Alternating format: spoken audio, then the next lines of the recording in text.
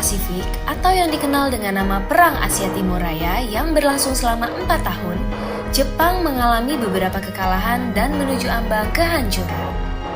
7 September 1944, Jenderal Kuniaki Koiso di hadapan parlemen Jepang berjanji untuk memerdekakan Indonesia bila mencapai kemenangan dalam Perang Pasifik. Tujuannya mendapat bantuan Indonesia dalam perang tersebut.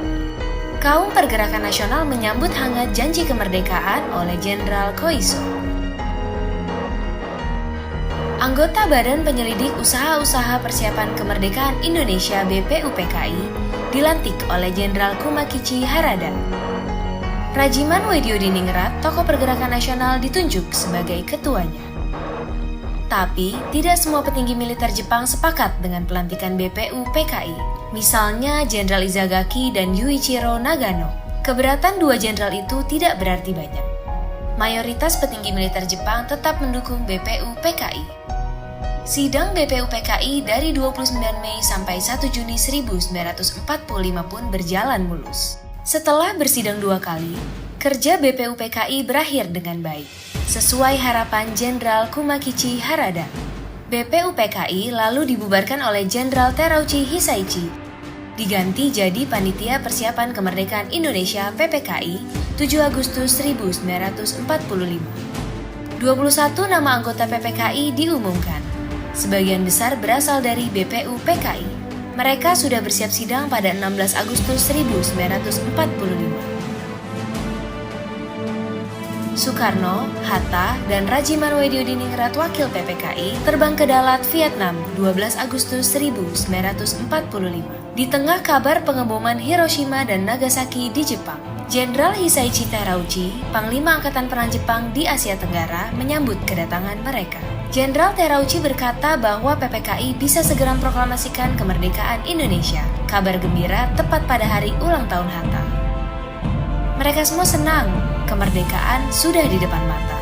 Sepulang dari Vietnam, sejumlah pemuda dari organisasi Angkatan Pemuda Indonesia API membawa Soekarno dan Hatta ke Rengas Dengklok pagi hari 16 Agustus 1945. Dalihnya, situasi Jakarta genting, Bung. Pemuda mendesak Soekarno dan Hatta segera memproklamasikan kemerdekaan Indonesia. Jepang sudah menyerah, kata para pemuda. Soekarno dan Hatta terkejut, tapi Soekarno enggan memenuhi permintaan para pemuda.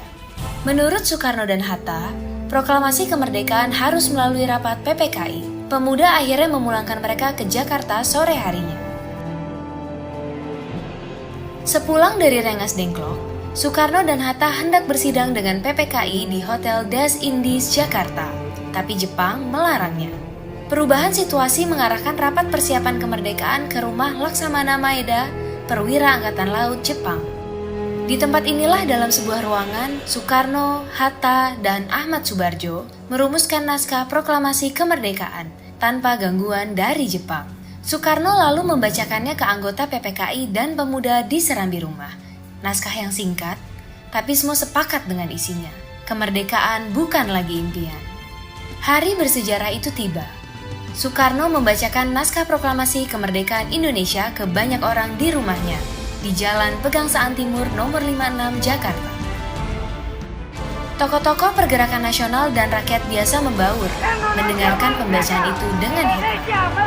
Setelah itu, bendera merah putih jahitan Fatmawati, istri Soekarno, dinaikkan perlahan, diiringi lagu Indonesia Raya. Penghormatan pun diberikan. 17 Agustus 1945, Indonesia akhirnya merdeka. Ini bukanlah pemberian, melainkan hasil perjuangan dari seluruh rakyat Indonesia. Proklamasi kemerdekaan mengantar bangsa Indonesia bergelut dengan cerita baru. Jepang memang telah terjungkir, tapi pengaruhnya belum berakhir. Ini dialami oleh fotografer Mendur bersaudara dalam merekam dan menyebar proklamasi. Jepang menghancurkan kamera Alex Mendur, sang kakak. Karena itu, Franz, sang adik, mengubur negatif fotonya di halaman kantor Surat Kabar Asia Raya demi selamatkan bukti-bukti proklamasi. Di tempat lain, pewarta berhasil mengabarkan proklamasi lewat media cetak, juga melalui siaran radio dengan menggunakan beragam bahasa daerah. Di desa-desa, pemuda Republik berperan meneruskan kabar proklamasi. Mereka berkeliling dan berteriak, "Jepang menyerah, Indonesia merdeka!" Akhirnya, tiap orang menjadi saksi Indonesia telah merdeka.